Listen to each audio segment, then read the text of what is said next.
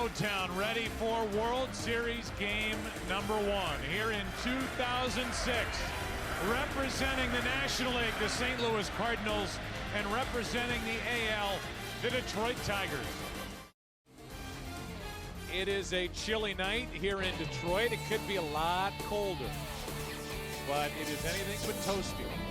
52 degrees at the start. It will drop as we go. Here's the lineup for Tony La Russa.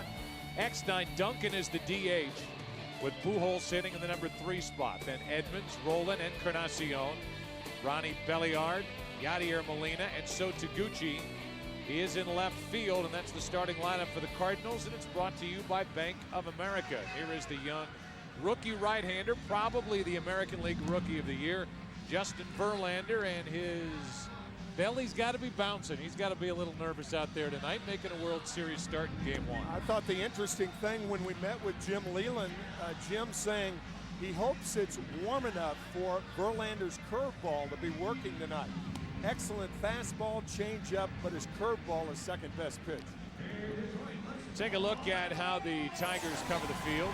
State Farm covers the field, and so do the Tigers as a group during the regular season. 9th in the AL in fielding percentage, 106 errors. They've made only 2 during the postseason.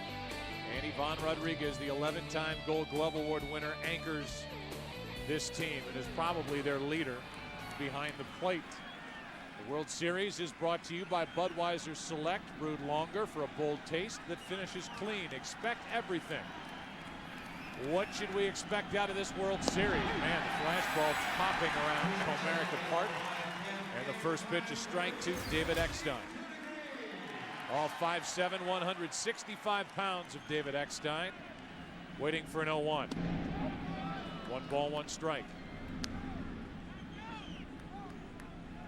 Eckstein, Duncan, Pujols, if anybody gets on, Edmonds here in the first inning. Time called at the plate. David Eckstein so far this postseason, 8 out of 41.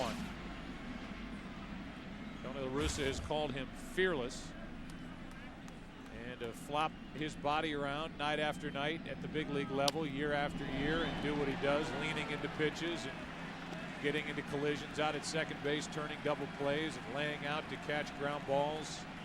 His body takes a beating, but he answers the bell every day for La Russa.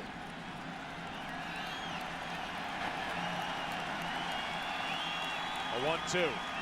Good breaking ball, drops low. Boy, that thing is nasty. 2-2. Well, the reason Jim Leyland was talking about the curveball is when it's cold weather, the curveball does not break as sharply as it does in warm weather. Another one. It drops low again, and the count's now full. So the early questions for Verlander: what kind of feel will he have for that curveball? Will he get the high strike called and that good fastball from Randy Marsh? Eckstein grounds it foul. And on top of that, Tim, we talked to La Russa before this game. He has impressed upon his hitters to lay off high deliveries, something they did not do in the NLCS against the Mets. Scott Rolen comes to mind, a guy who fouled off and made outs on high fastballs, get it down in the zone. That is Santiago to his left, 1 away.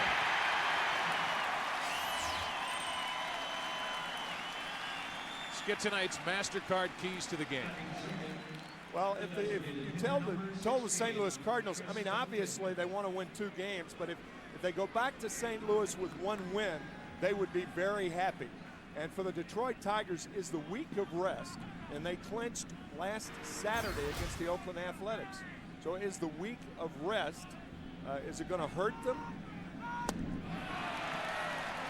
Doesn't look like it's going to hurt them so far from the looks of Verlander. Duncan way out in front. 0-1 and now 0-2. Chris Duncan, the rookie. It's rookie on rookie here with 1 out and nobody on in the top of the first inning. And Verlander is working in a hurry. Breaking ball missing. Well, this Detroit team has had 6 full days of rest, as Tim talked about. They clinched on Saturday against Oakland.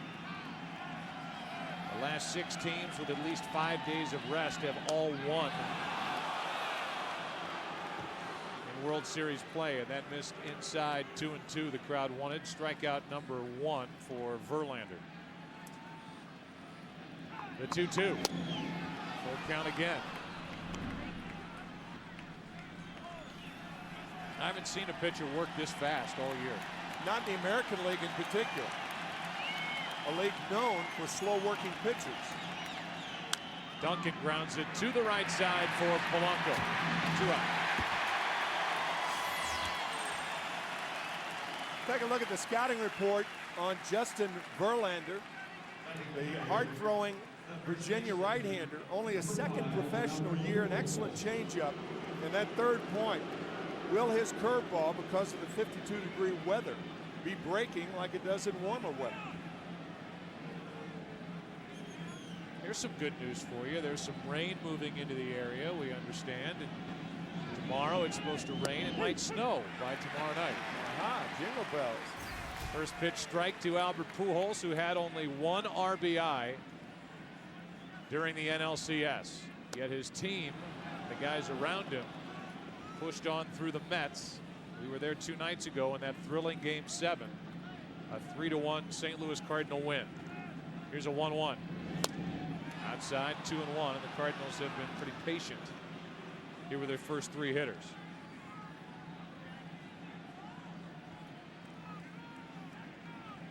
Two out, nobody on. Albert Pujols, the reigning MVP in the National League, takes a strike on the outside corner.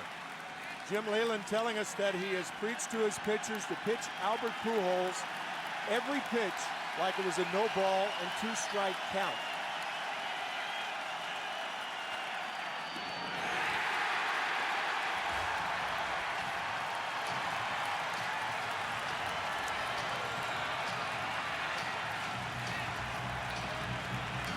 Now that's a hook.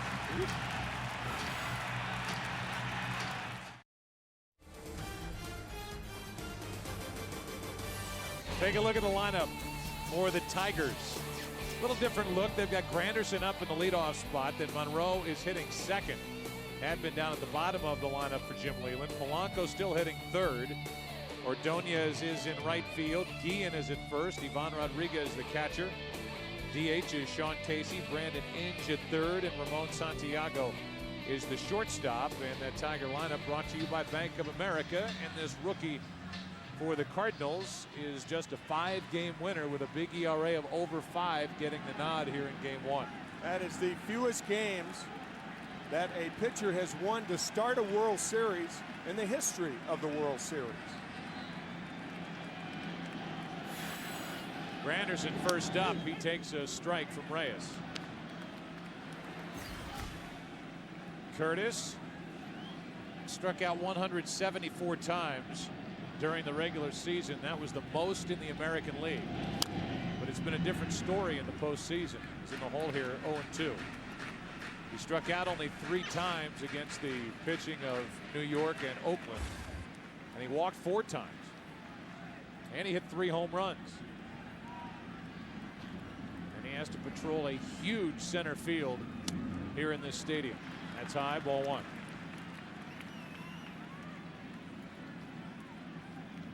About that, 420 to straightaway and a lot of room in right center field.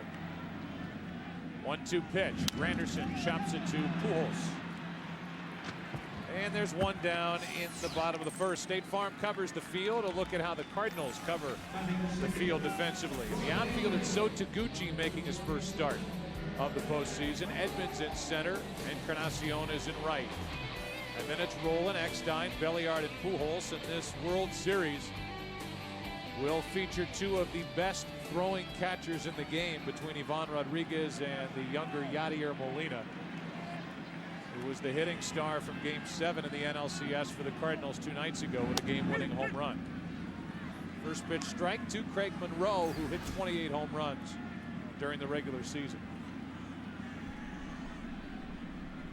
Probably the best all-around athlete, the most tools in this Detroit lineup as he takes inside. 1-1. On deck is Polanco.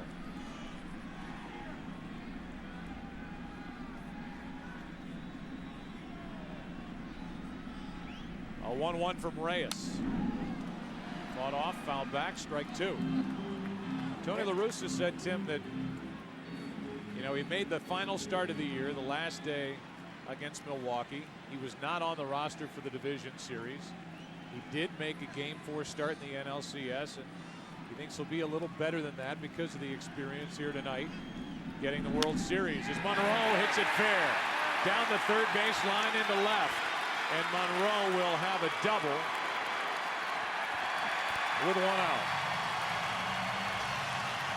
When Anthony Reyes started in the National League Championship Series, he went 4 innings, and he featured the straight change. We thought too much. And he comes in with a straight change to Craig Monroe, just fair, inside the third baseline. That's an excellent pitch, but you can't go to that well too often in early innings because hitters their timing is a lot different. You haven't faced them. So the changeup got Granderson, but Monroe with the changeup doubles with one out. And now Polanco, runner at second, one away. A chance for Detroit to jump out in front. And a strike on the inside corner. Polanco, the former Cardinal, came up with St. Louis in '98, was there until 2002 when Walt Jocketty packaged him up, sent him on to Philadelphia in the Scott Rowland deal. He's the MVP of the ALCS. Deal one. Little flare, shallow center field. Out is Belliard for the catch, 2 down.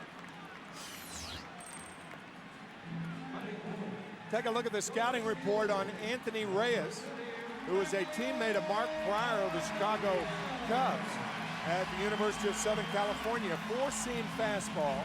That's the one that goes up. It's the faster of the fastballs. He's working on that 2-seamer and using his changeup more than he's ever used. The first word in that second point is a word that would describe Anthony Reyes, period. Developing.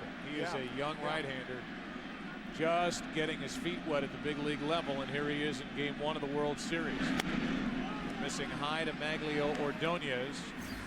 When he last was at the plate, when it counted, he hit the walk-off home run to help the Tigers sweep the ALCS over Oakland. 1-0. Molina somehow keeps it at the plate. It looked like this.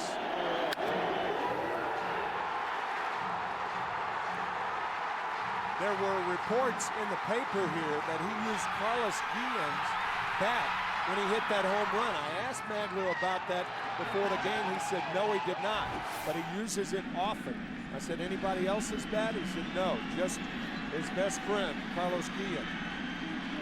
Well, that particular bat he can't use anymore. It went off to Cooperstown. Runner at second, 2 out. A 2-0 pitch. Guillen on deck.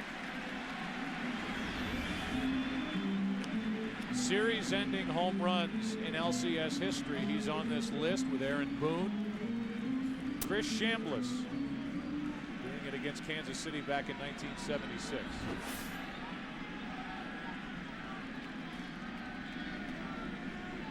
Boone did it against the Red Sox. Here's a 3-0. Ordonez takes a strike.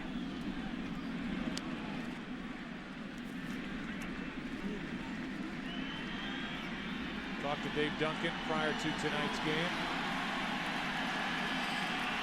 He thought Reyes would be nervous here in the early going, but believes he could get through some innings. As Tim mentioned, he went 4 in that Game 4 start, and he allowed 2 runs on 2 home runs. Just 3 hits, but he did walk 4. That was the issue. His control against the Mets. 12-5 win for New York. Guy in the middle there, Weaver, won Game 5. And the former Tiger will start Game 2 tomorrow night. Here comes a 3-1. Full count.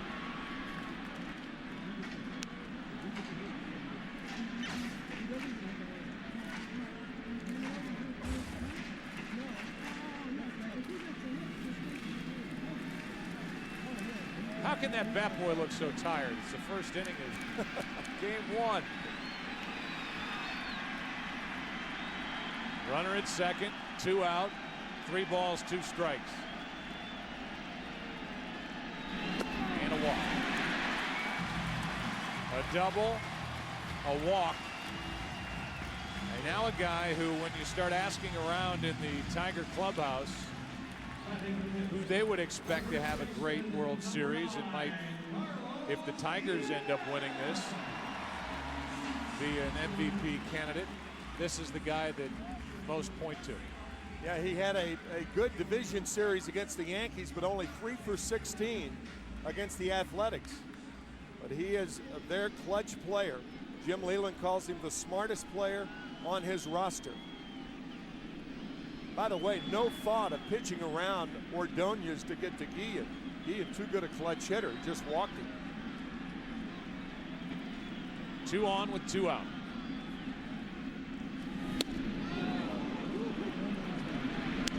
Oh, 1. You can look at the numbers and you start to realize that's what he's done this season, hitting .367 in the postseason. But here's a guy who came here in 04 and since has the highest average among big league shortstops. And you know the names that are on that list, like Jeter and Tejada, and right on down the list. Guillen has the best average of them all. Tonight, because of the injury to Sean Casey, he's playing first base. Down and in, 1 ball, 1 strike. Casey with a little tear in his left calf during the ALCS out in Oakland. He's DHing tonight. He says he feels great. And when this series goes to St. Louis, Casey will be in the lineup as the first baseman unless something unforeseen happens here in the first 2 games. Normally when a catcher goes out to the mound, he's out there to try to talk about a pitcher's confidence, or you try not to talk too much about mechanics. But when a shortstop joins that twosome, normally it's about changing a sign. And I doubt that, you know, Craig Monroe has been out there long enough to get any sign from Anthony Reyes. And the reason we bring that up is that Reyes, when he started, went from the windup to the stretch because he thought that the Mets were getting his signs. And here comes Molina again to talk to Anthony Reyes. I thought you couldn't call back-to-back timeouts. Is that just the NFL? If a catcher goes to the mound twice, the pitcher should have to leave the game. Same as the manager rule. What could have changed right then? I don't know. That's the one thing you don't want to do, is you don't want to get your pitcher thinking so much that it takes away from the way he's releasing the ball home. 1 ball, 1 strike. Guillen trying to put the Tigers on top. That's why. Yeah, it's worth bringing up about him tipping his pitches, and he was. The Cardinals saw him tipping his pitches. The Mets saw him tipping his pitches. So we went to the stretch in that Game 4 start in the NLCS. But I would imagine you start getting that bouncing around in your head, and you start worrying about that, you forget the pitch. That's, you really messed up then. Here's a 2-1. Into right field. That's going to drop for a hit. The Tigers take the lead. Encarnacion makes an error. Throws towards second late, and it's 1-0 Tigers.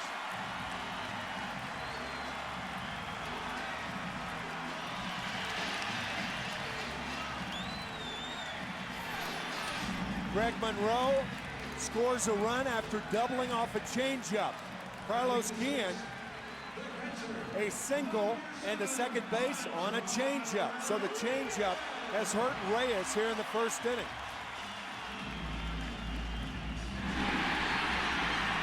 Good start for Detroit. A 1-out double, a 2-out walk. The hit by Guillen, the error out in right by Encarnacion. The RBI for Carlos Guillen. And now Ivan Rodriguez steps in.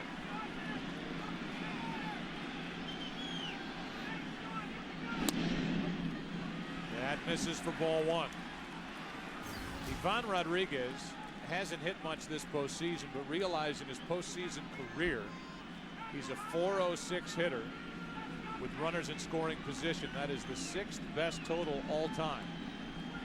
He has runners at second and third, 2 out. A 1-0 pitch. A little flare caught by Belliard, and the inning is over. However, the Tigers are on top. RBI by Guillen. 2 left in the inning, and after 1 in game 1, 1-0 Tigers.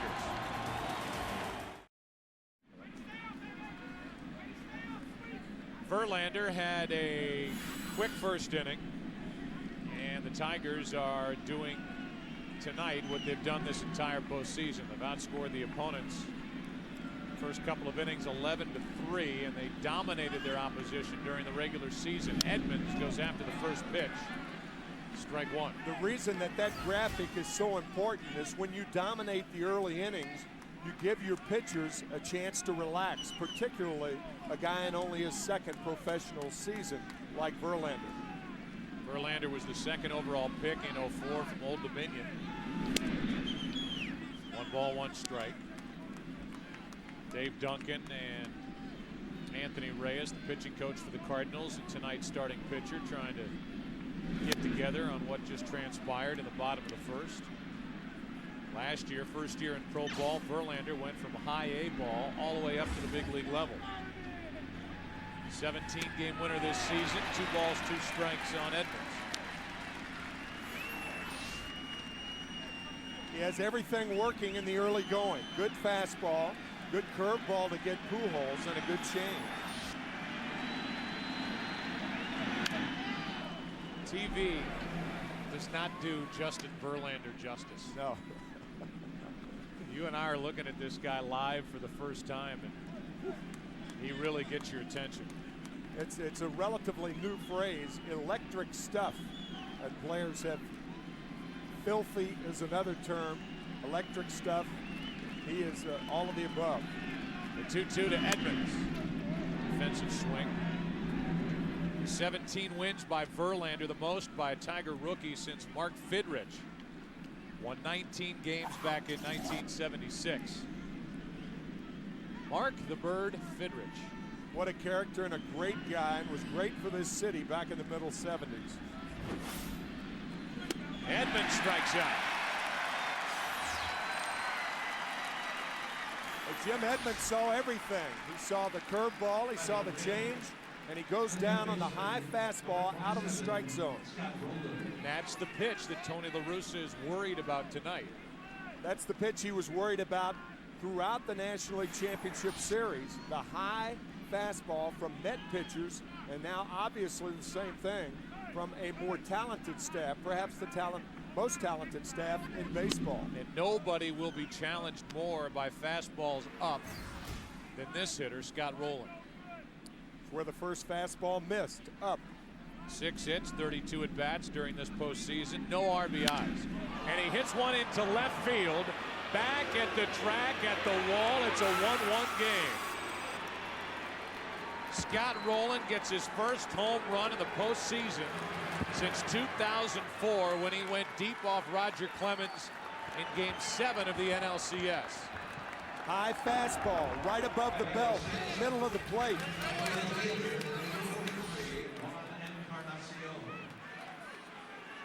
Actually, between the letters and the waist, and this is the pitch that Rowland was making an out on throughout the National League Championship Series.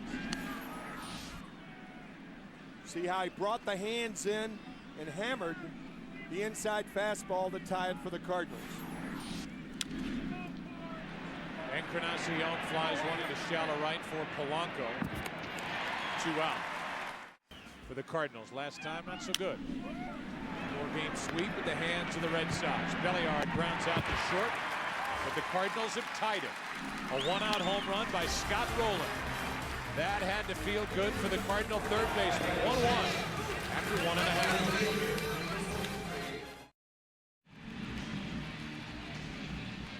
The Tigers just wrapped up their 10th pennant. Last time they were in the World Series, 1984, when they beat San Diego. Alan Trammell was the MVP that year for Detroit. He was the manager fired last fall, and now a lot of the groundwork that he laid has been built upon by Jim Leyland, who has turned this organization upside down in a good way in his first year here in Detroit. Sean Casey putting together a great postseason, then went down in game 1 with that calf injury. The 0-1 from Reyes. 0-2. A team that won 71 games last year, won 95 games this year.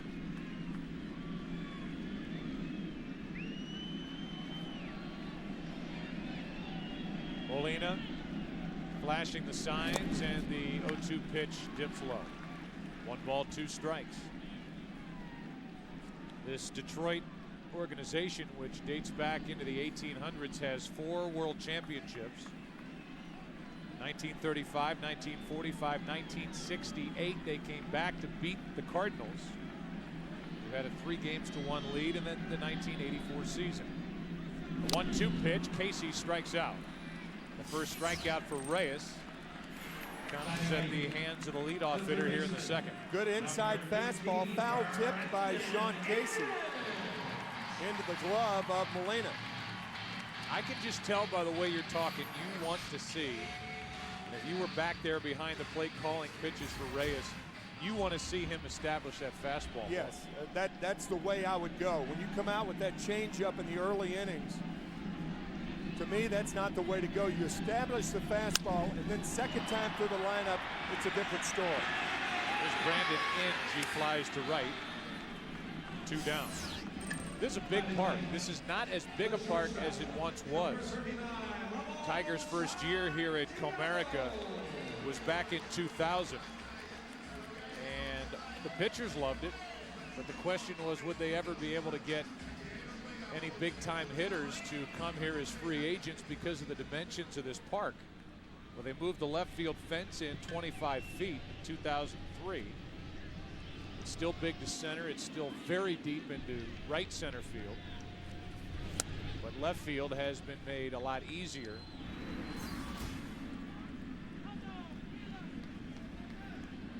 Because they moved the fence in, and there were 56 home runs hit between the semi-new fence and the old fence this season. Here's a little fly ball out behind second base. Eckstein waits for it, has it, and Ramon Santiago pops up. We go into the 3rd inning. A look at downtown Detroit. Pleasant night so far weather-wise, and the score 1-1. Yadier Molina takes a strike underway in the 3rd inning. Molina, so Taguchi, David Eckstein.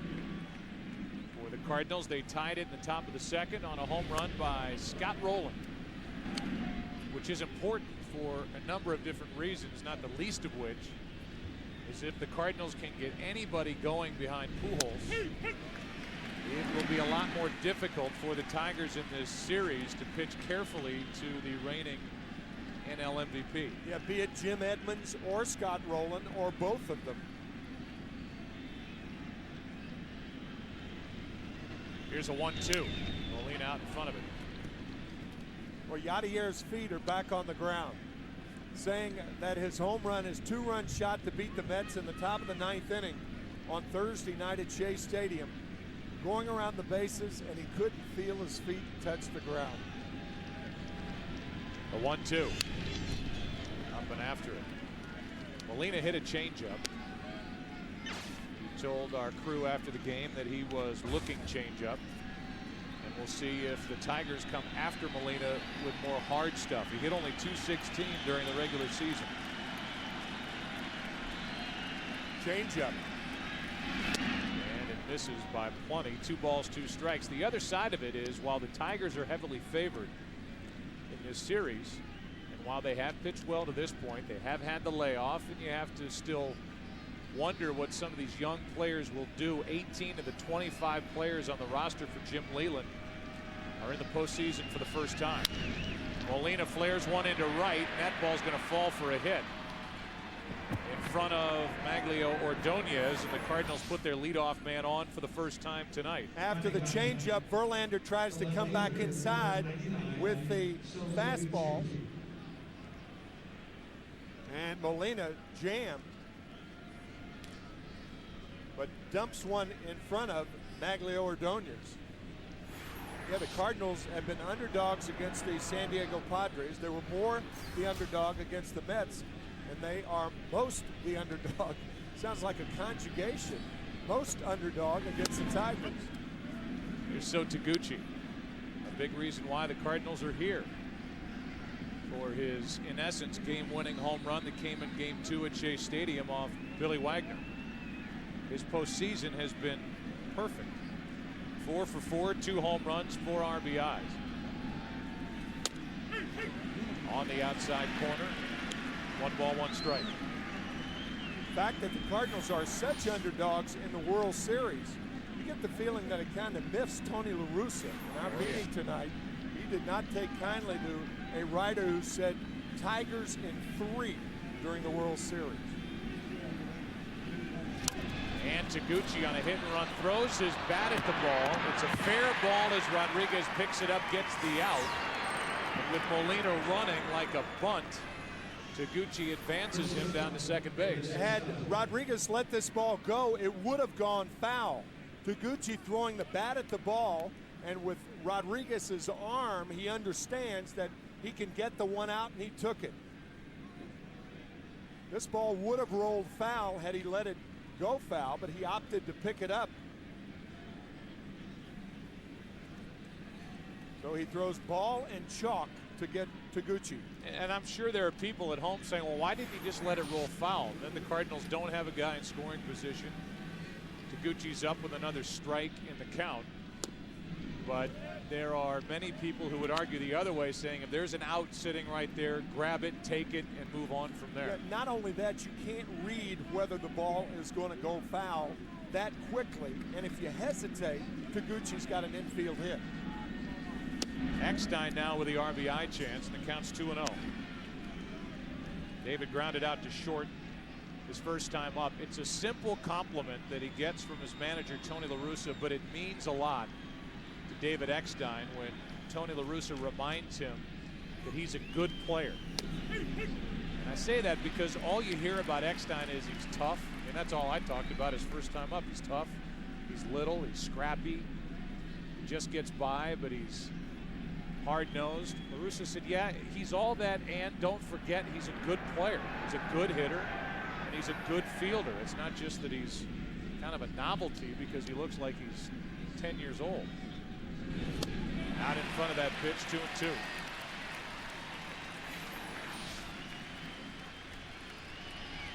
It's almost like a left-handed pitcher who's not a hard thrower that they call crafty. And he's thinking, when are you going to give me credit for being a good pitcher instead of crafty? The 2-2. Breaking ball got him, and what a pitch that was from Verlander. A knee locker from Verlander. You could see the movement in Eckstein's. When you got a hitter like that, you got him in the cradle and the curveball getting Eckstein. Not too many guys are going to hit that pitch.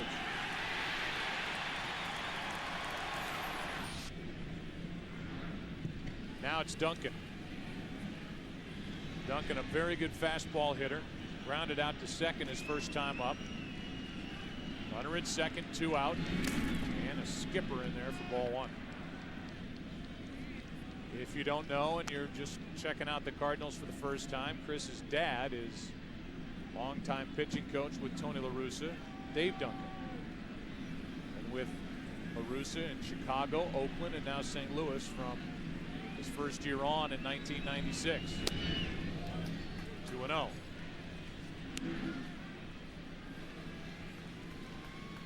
Proud father on the right, and now a visit from the first baseman, Guillen. And he's trying to settle Verlander down because of the situation. And that is a runner at second, 2 out, a 2-0 count, and Pujols on deck.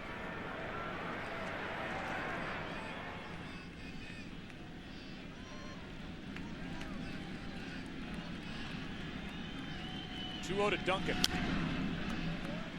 2-1. For the most part, the Tigers do not want first base occupied when they pitch to Pujols.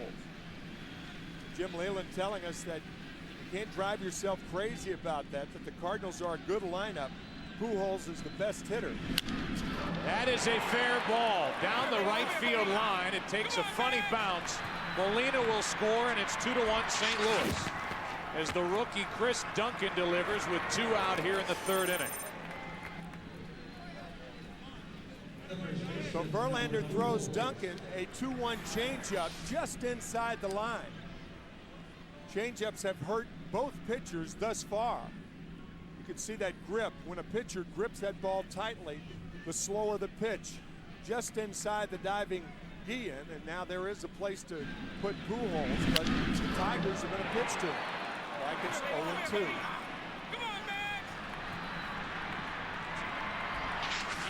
Pujols, runner at second, 2 out. And Albert Pujols hits one into deep right field. Back at the wall, it is gone. 2-run shot, Albert Pujols with first base open.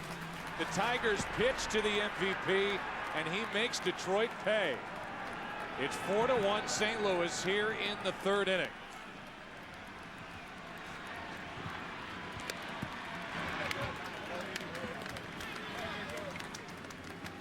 Third home run this postseason. He had only 1 RBI the entire NLCS. He's got 2 here in the World Series now. So instead of pitching Pujols like it was 0-2, Verlander pitches him like it was 2 balls and no strikes. Tell you, Jim Leyland told us before the first division game against the Yankees, Joe, that Tuesday night, that he'll be second-guessed a lot in the division series, in the ALCS, and he'll be second-guessed about that too. The first base open. I just don't understand it, because he was talking about, I'm not going to go to the point, I don't think, where if it's 2 out, nobody on, I'm going to put him on. But he was thinking in those terms, not runner at second, 2 out. Edmonds coming up in a situation where Pujols can add to a lead, and yet he gets a pitch right down the middle, and Pujols didn't miss it. First pitch, a strike to Edmonds, and now trying to bunt his way on. He's in the hole 0-2. Now that's a bad play right there. I mean, you're a cleanup hitter, and with 2 out and nobody on, you're trying to bunt your way on. Not a good play, and that's why the third baseman, Brandon Inge, is back so far.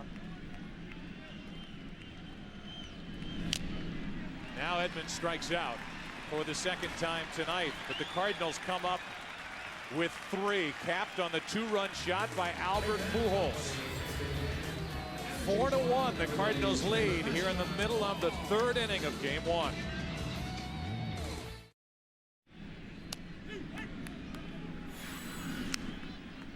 First pitch is a strike to Curtis Granderson, with Monroe to follow, and then Polanco here in the 3rd inning for the Tigers, and they're down 3. Granderson flies it in the air to left field, and back is Taguchi for out number 1. Just to go back to the 2-run home run with 2 out, first base open in the top of this 3rd inning, hit by Albert Pujols, and we started to talk about our visit with Jim Leyland, and we plan on visiting with the Tiger manager in game. He said, we're going to pitch to Albert Pujols, at least going in, like the count is always 0-2, and try to make that perfect pitch.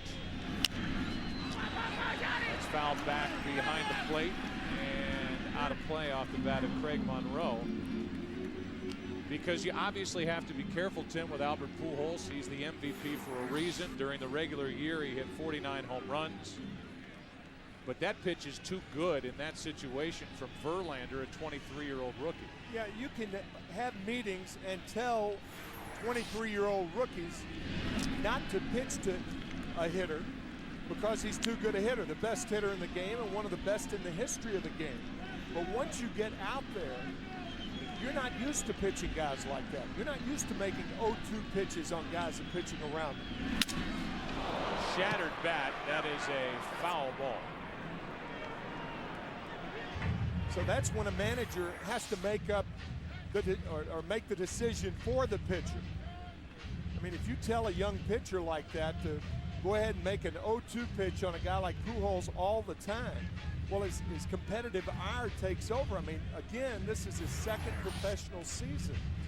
And to expect him to execute pitches like that to the great Albert Pujols is a very, very difficult assignment. So you expected the intentional walk. I did. I expected the intentional walk. I'm sure Albert expected the intentional walk. He didn't get it. Then he hits the home run into right to make it 4-1. Now a 1-2 pitch to Monroe. See Reyes start to mix in the breaking ball more here in the third inning, and the count evens 2-2. Tigers have won a franchise record 7 straight postseason games. Lost the first division series game at New York against the Yankees, and they have been rolling ever since. Right at the shortstop Eckstein, and that's out number 2. Here's Polanco hitting one a ton down the line. It is foul. We talked about how smart Carlos Guillen is as a player. Well, this guy right here is going to be a future manager in my estimation. This guy is one of the smartest players around. He went up there looking for a pitch he could jerk. He's not a home run hitter, but he looked in and up, got it, and pulled it foul. Now the 0-1 from Reyes. This is down and away. The Tigers really missed him when on August 15th he separated his left shoulder making a diving play at Boston. He missed 5 weeks, and this Tiger team was 8 games under 500 with him out of the lineup during that stretch. Now this is overall with and without Polanco in the lineup. 24 and 31 when he's not in the lineup. 78 and 37 the runs per game. The team average is better when he hits in the number 2 or number 3 spot. In the hole here, 1 ball, 2 strikes. And Polanco pops it up right side, foul ball, out of play.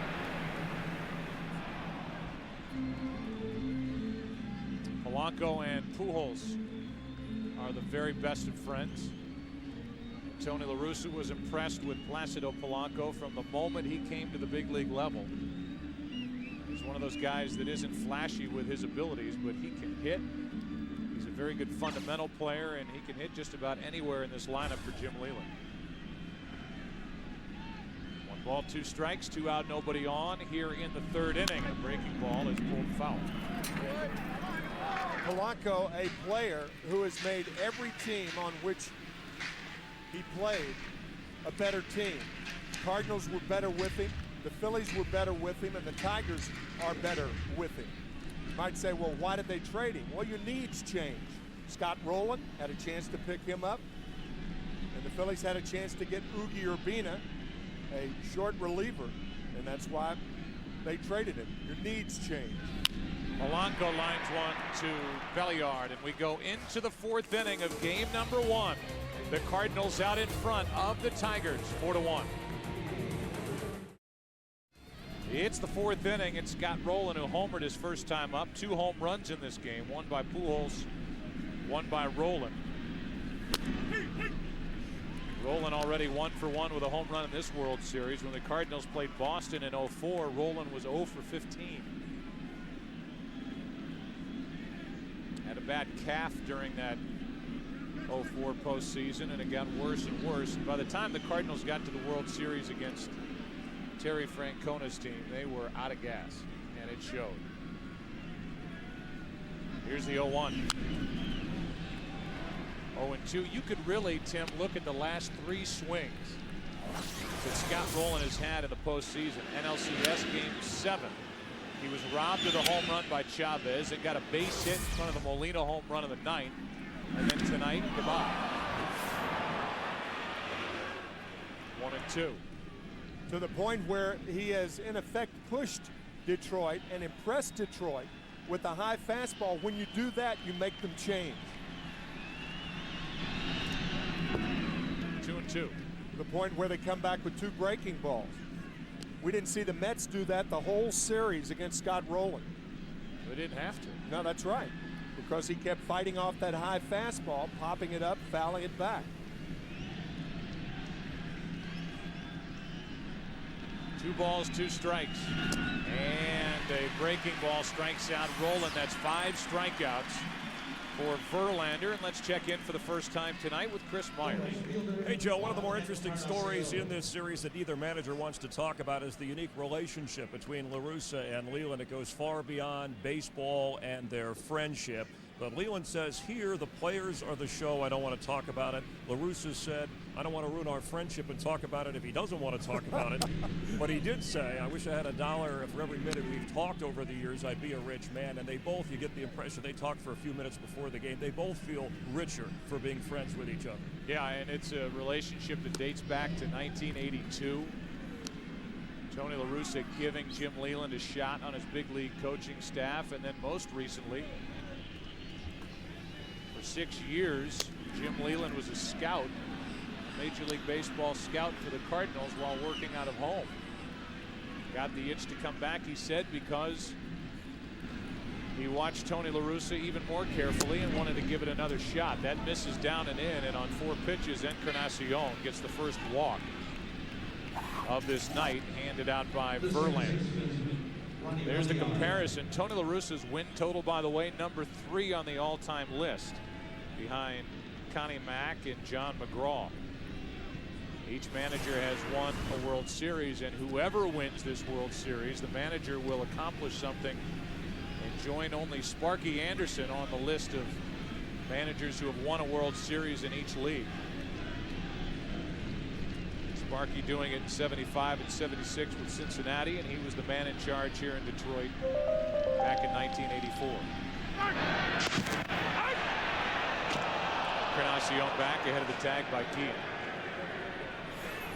That was close. Verlander is 6'5", and not too many pitchers that are 6'5" have quick moves to first base. You have to have quick feet. And Justin, an excellent athlete. You talked about being from Virginia, going to Old Dominion. Marvelous athlete with very, very quick feet and a good move to first. Ronnie Belliard takes a strike. Talking to La Russa before the game, he said the combination of this pitching staff, whether it's Verlander or Kenny Rogers or Bonderman or even Robertson, along with Ivan Rodriguez, is likely to shut down our running game. And when a manager talks like that, he's talking about the stolen base game, not the hit and run game. Breaking ball misses, ball 1. Belliard's let the hair go a little bit. He's taken the braids out, and he's gone with a new look here in the World Series.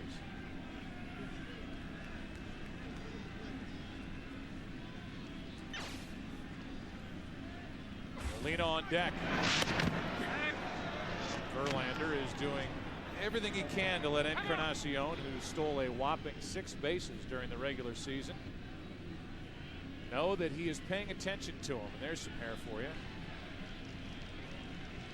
Belliard on your left, and then Maglio Ordonez on your right. Kind of a welcome back Cotter look by Maglio. Belliard swung at that pitch like it was a hit and run. Well, it did. He did, because he looked at Encarnacion after he swung at the ball. Watch him look this way toward Encarnacion, saying, weren't you supposed to be going then?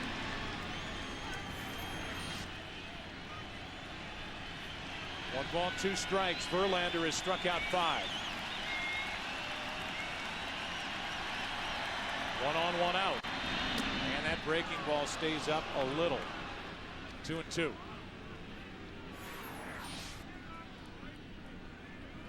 Got under that one.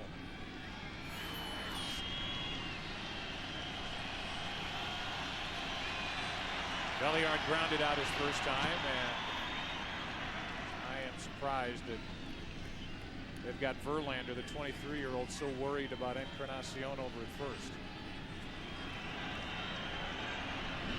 Breaking ball is tipped foul.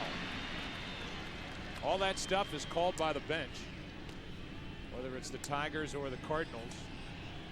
It's not Verlander stepping off or holding the ball longer than usual on his own. That's called by Rodriguez, his catcher, after checking with the dugout.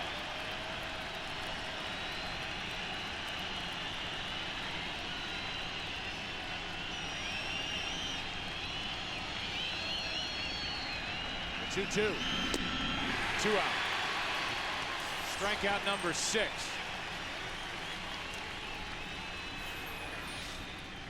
Verlander has been impressive with 3 pitches. The key pitch, the home run on the fastball hit by Pujols, but the changeup gets Belliard.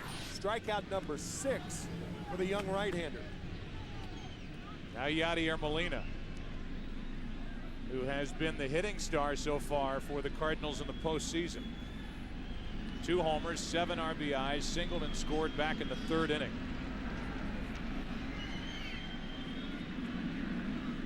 And is hitting just under .390 in his last 10 road postseason games. That's chopped and foul.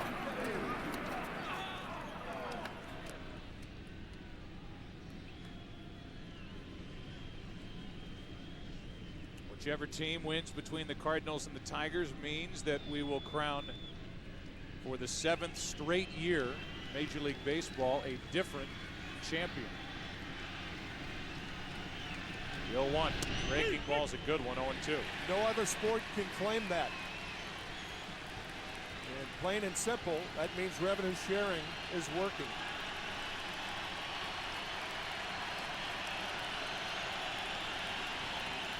At least helping. Yeah. Spread the wealth. 0-2 pitch. 7 strikeouts for Verlander, and the rookie struck out the side. Bottom of the 4th inning, 4-1 St. Louis.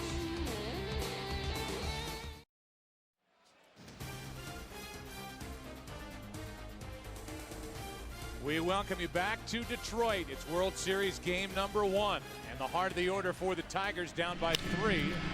Ordonez goes after the first pitch, flies it into center for Jim Edmonds. 1 pitch, 1 out.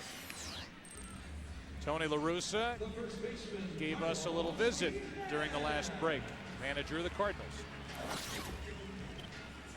Of all, Scott Rowland, he took a high fastball and dumped it over the wall in left field. That has to give you guys some excitement down in the dugout just because of the pitch alone. Well, that and the way he finished up the series before, and this at-bat here, he had a couple of great swings, just an outstanding 2-2 changeup. But we get him going, helps a lot. Yeah, it really helps out your situation, and it points to what will or won't be done with Albert Pujols. Were you surprised with first base open that the Tigers went ahead and pitched to Pujols when he homered? Well, I know that the Tigers have great respect for Jim Edmonds. I mean, they've seen him be a big timer, and that's one of our pluses, because if you don't want Albert, Jimmy's got a chance to get you. Let's talk real quick about Albert Pujols. Some said he was pressing during the NLCS. He had the home run. He had 1 RBI. That has to get him going a little bit and get the weight off his shoulders some. Well, you know, I looked at it, Joe. We didn't give him a lot of RBI chances, and I mean, his average was still, you know, good. So, I mean, Albert's Albert, and he's going to be fine. All right, Tony, thanks for your time. Okay. To back up with numbers, what La Russa was talking about, Pujols stepped to the plate in the 1st inning tonight with a .324 average this postseason. A lot of that damage done against San Diego. But in the NLCS, only 5 times did he come up with runners in scoring position against the Mets, and he walked 3 of those 5 times. Now, I think it's worth pointing out, too, that Pujols hit the first pitch. He hit a pitch before he gave the Tigers a chance to pitch around it or to rethink their position. So the fact that the first fastball was what he was looking for was, I guess, doubly lethal from a Tiger standpoint. First pitch, home run right field. That made it 4-1. It's still 4-1. And Guillen, who has the only Tiger RBI with a base hit with 2 out in the 1st, to score Monroe. Waits for another and strikes out. You want to call it swinging or looking, you can take your pick, and that's strikeout number 2 for Anthony Reyes, who all of a sudden has retired 9 in a row. And Guillen caught in between. We talked about the two-seam fastball earlier. That's what that was. Usually if you see a pitch away from a left-handed batter from a right-handed pitcher, it's a two-seam fastball. Ball going away, and Guillen caught looking. Ivan Rodriguez hit a soft line drive for an out with second and third, 2 out in the first inning. And he gets this one off the end of the bat into right center field, Encarnacion. And all of a sudden you look at the numbers and Reyes has outpitched Verlander. 4-1 Cardinals after 4. Back after this from your local Fox station. This game skips into the 5th inning. So Taguchi, the number 9 hitter. Then Eckstein and the DH Duncan. For St. Louis up by 3. Verlander pours a fastball in for strike 1. He has struck out 7, walked 1. He had the bad inning in the 3rd when he allowed 3 runs on 3 hits, capped on the home run by Pujols. 0-2 on Taguchi, who's 0 for 1. First time Taguchi's been retired this postseason, now 4 out of 5. When he hit a tapper and was thrown out by Rodriguez his first time. Now he is 0 for 2. Our game summary is brought to you by Verizon Wireless. Scott Rowland tied the game at 1 with a home run back in the 2nd. And then the Cardinals went to work, and there's the Pujols home run the opposite way. A matchup of Verlander, a 17-game winner, against Anthony Reyes, a 5-game winner. The red-hot Tigers have been cooled to this point. Here's Eckstein, 0 for 2.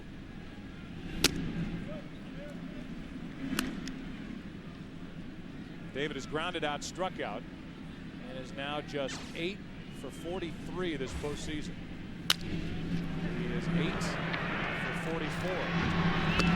2 down. Well, Joe, during the National League Championship Series, some of the Cardinals who were not supposed to hit home runs hit home runs. David Eckstein, So Taguchi, Yadier Molina hit 2. Even Jeff Suppan ran into 1. But tonight, the Cardinals who were supposed to hit home runs have hit them. Rowland and Pujols. Ball 1 to Duncan. Duncan had a pinch hit home run in Game 5 in St. Louis against the Mets. Out in front of that pitch, 1 ball, 1 strike.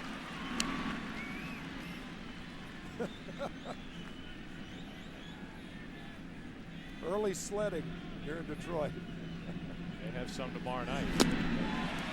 1-2 on Duncan. Verlander has got his stuff back together. Tigers at the bottom of this inning will have the last 3 in their lineup.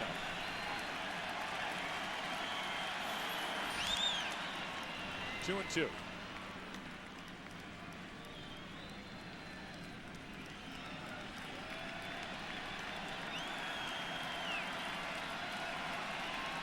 Duncan strikes out, and that's 8 strikeouts for Verlander.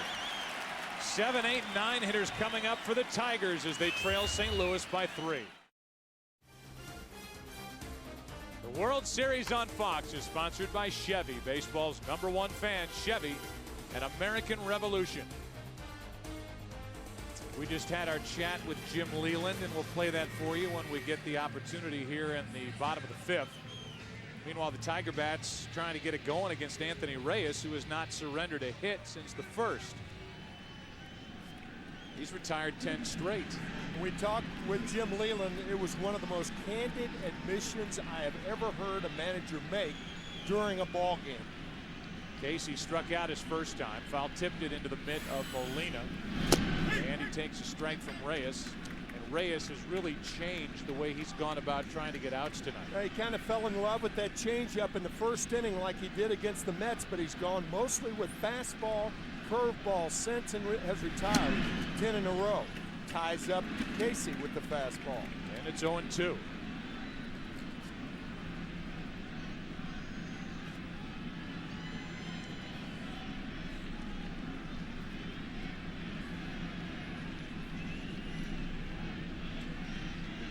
Casey leading off the 5th, rips it down the right field line, foul.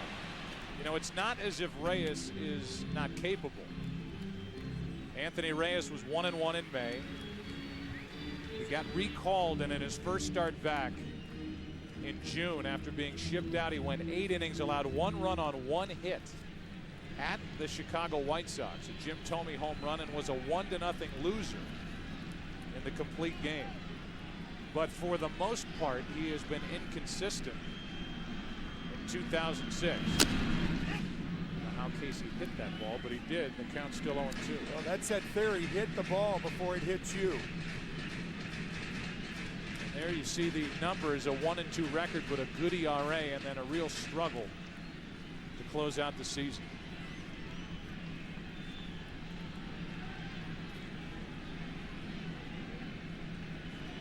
The 0-2 pitch.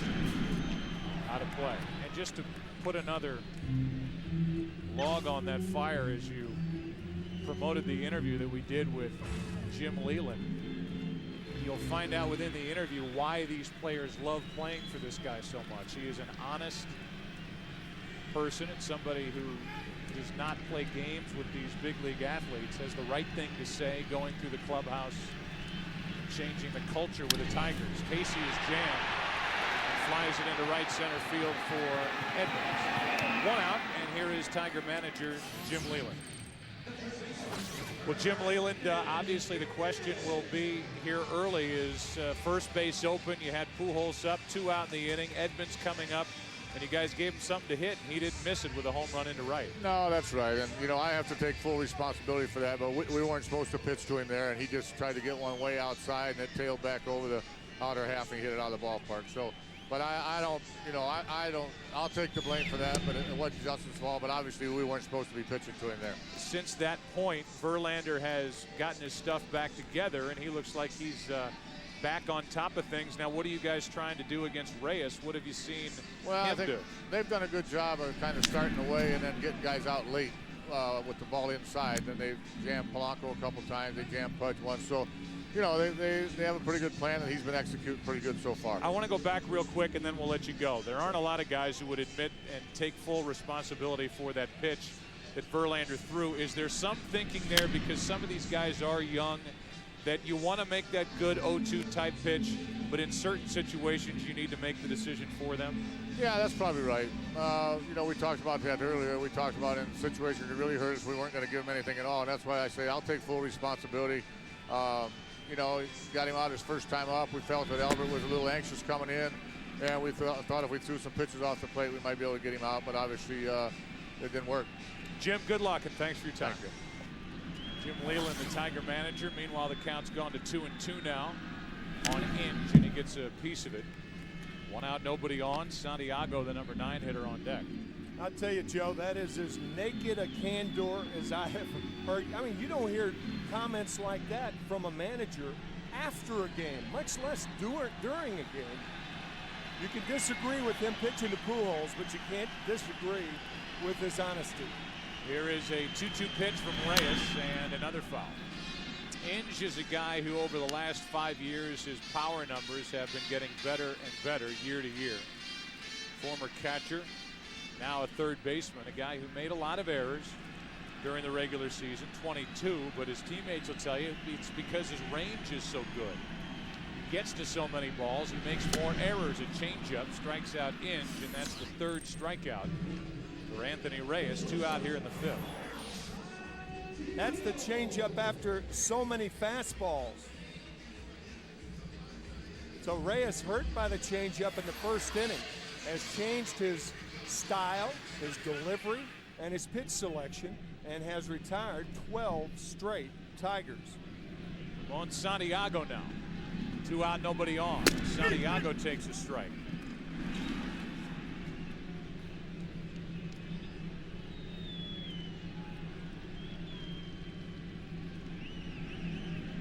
The base is empty. Santiago, who hit .225 and 80 at-bats during the regular season, and who is getting the start tonight at short. Very good defensive shortstop. While Guillen plays at first, and Casey is the DH. A 1-1 pitch. 1-2. Cardinals had the day off yesterday, so they've got a bullpen, guys with fresh arms. Reyes tries to turn in 5 very good innings.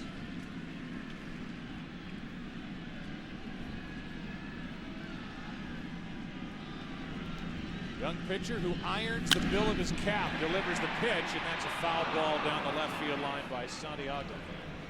You know, in my experience, in 48 years, I have never known a player to iron the bill of his cap.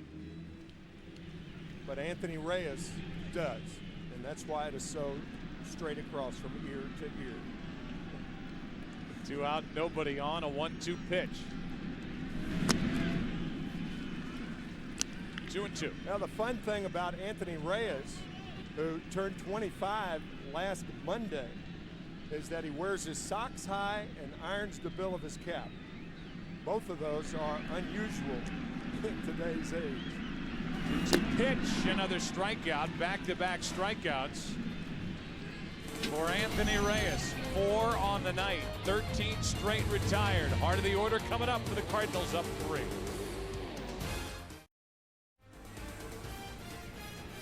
The Brewery in downtown St. Louis as Albert Pujols leads off and takes a changeup high. It'll be Pujols, Edmonds, and Rolen. 2 of the 3 have homered tonight. Albert, a 2-run shot the opposite way in the 3rd inning, made it 4-1. Good breaking ball for a strike, 1-1. It's in the 40s here now in Detroit. And a little high heat on this 40-plus degree night for Pujols. 2-1. There are the numbers: 84 pitches so far and 8 strikeouts against 1 walk. But 4 runs on 4 hits. And now a 3-1 count.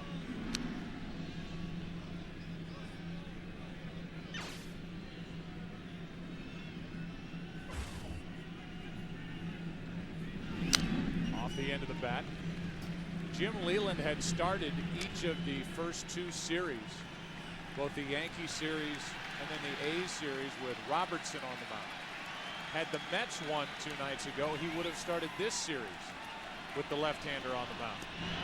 Instead, it's Verlander, and the rookie right-hander has issued his 2nd walk of the night. For the leadoff hitter, Pujols, our HB player personality is Justin Verlander. Childhood idol Nolan Ryan. Nolan would be proud. His favorite TV show, Saved by the Bell. Screech would be proud. His hobby, playing golf in the offseason. And if not a baseball player, he would like to be an astronaut. HB, the computer is personal again. Here's Edmonds.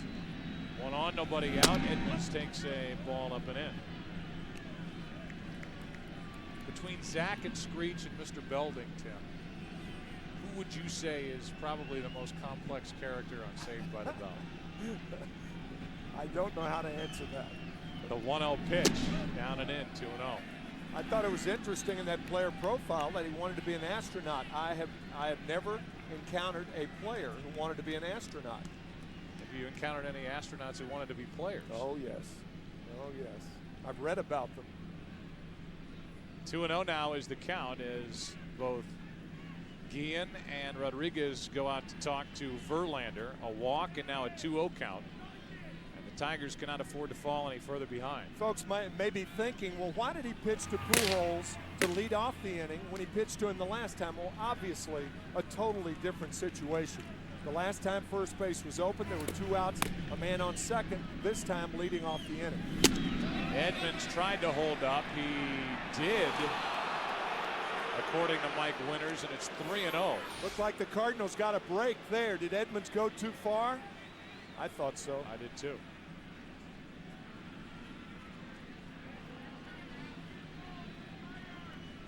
But it's called ball 3, and the count's 3-0. You saw Grilli and Walker getting loose for the Tigers in their bullpen. 3-0 pitch is a strike, 3-1.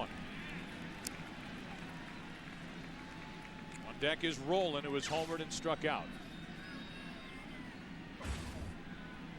6th inning of game 1 and a 4-1 St. Louis lead. And the throw gets away from Guillen. Rattles around by the tarp, and Albert Pujols is going to end up on 3rd base. So now Verlander compounds his problems by throwing wildly over to 1st. It'll be an error, and the Cardinals have a runner at third with nobody out. Yeah, that is a fruitless throw to second base and very careless. There's no way Albert Pujols is going anywhere. Number one, he's got a bad hamstring. It looks improved in going to third base and standing up, but he's going nowhere unless it's to be protected by a hitter, and I doubt that Tony La Russa would send him because Edmonds swings through too many pitches. A little grimace by Pujols. Tim mentioned the bad hamstring, and he turned it on to get to third there. 3-1 now. There's the count on the Cardinal center fielder, trying to make it a 4-run lead. Full count. The hamstring is bad enough, according to Tony La Russa, that in certain cases he might think about a pinch runner. That hasn't happened so far in the postseason. All things considered, Pujols looked okay going first to third on that error by Verlander. Infield is in. Edmonds stays alive. This is where Verlander, who has struck out 8, needs number 9.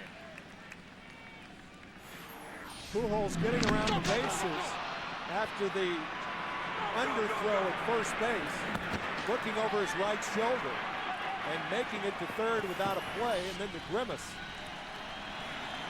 But he was running better then. Edmonds with a base hit into right field, and it's 5-1 St. Louis here in the 6th. That pitch was up from Verlander, and Edmonds jumped on it. He likes the ball up. A walk, an error, and a run on a base hit by Edmonds. Well, you can see that ball about belt high and belted to right by Edmonds.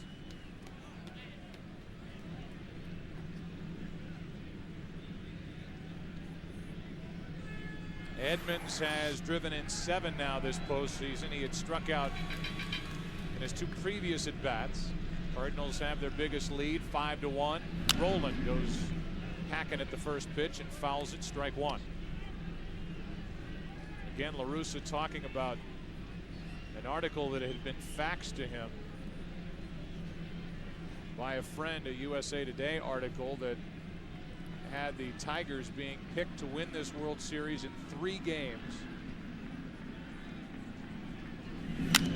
Rolen hits it in the air to right, tailing away from Ordonez. That ball is a fair ball, and it is a double as it bounces out of play. Edmonds will have to hold at third, and the Cardinals have a chance to blow this thing wide open. And that's going to be all for Justin Verlander. That ball up again. Rolen has hit a home run up, and now a double down the right field line that has been up, and that's good news for the Cardinals. The other part of that article that La Russa quoted was, as long as the Tigers could keep from laughing in this matchup. They're not laughing now, down 5-1 with second and third, nobody out.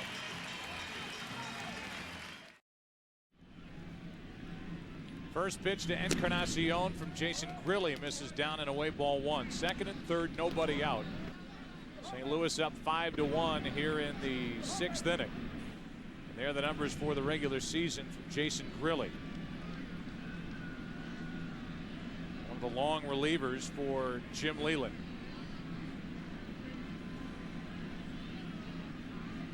Infield is in. Encarnacion is jammed, and he fouls it. 1 ball, 1 strike. Jason Grilli glad that the Detroit Tigers did not retire the number 49, because that's the number worn by his father in 75, 1976, and 1977 for part of the year.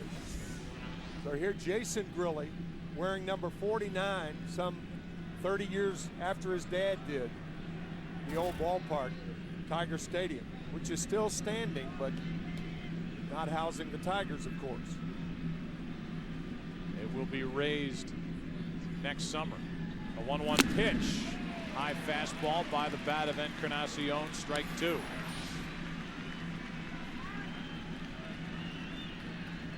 Good fastball out of the strike zone from Grilli. Encarnacion has not had a good postseason. 8 of 37 with 5 strikeouts, 4 RBIs, no home runs. Moved down in the order to the number 6 spot. by La Russa. Here's a 1-2 pitch. Remember, in Game 7 of the NLCS, La Russa moved Molina up one spot to the 7th position, and he hit the game-winning home run in the 9th inning. Molina's back in the number 8 spot tonight in Game 1 of the World Series, but Rolen moved up to the number 5 spot. Rolen has homered and doubled. The 2-2 pitch to the third baseman. Inge has it come up on him. Throw home wild. In to score is Edmonds, and they're going to say that Rolen was obstructed by Inge. I believe Rolen ran into Inge. The third base umpire was pointing, and Jim Leland's going to go get an explanation from Mike Winters. I'll tell you, it's unusual to send the runner with second and third going on contact with nobody out.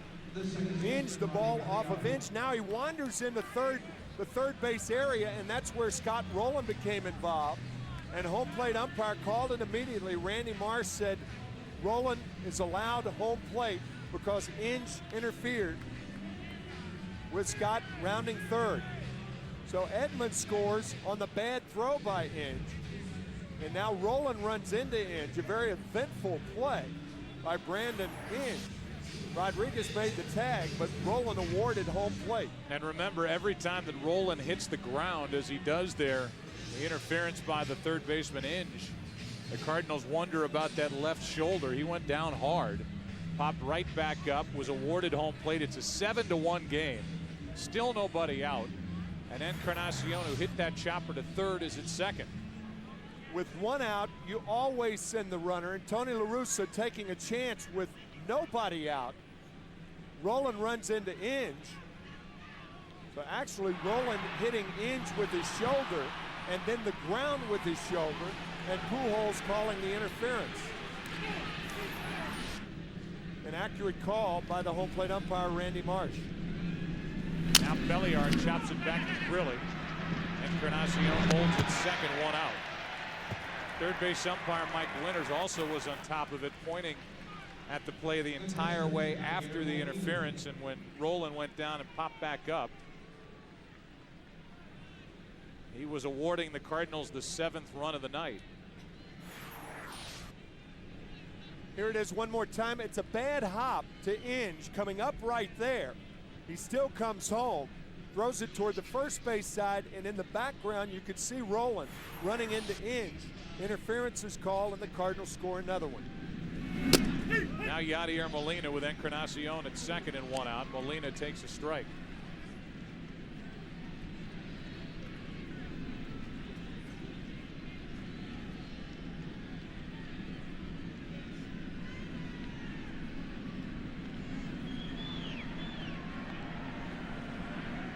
Runner at second with one out, the 0-1. Molina takes low.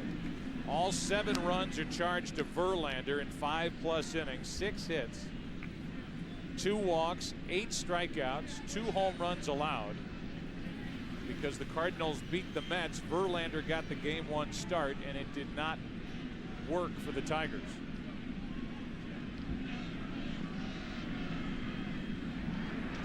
Throw back to second, and Encarnacion, who started his career with the Tigers, back ahead of the tag by Polanco.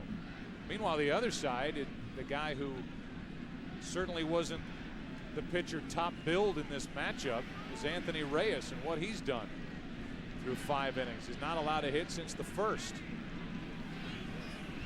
Retired 13 straight.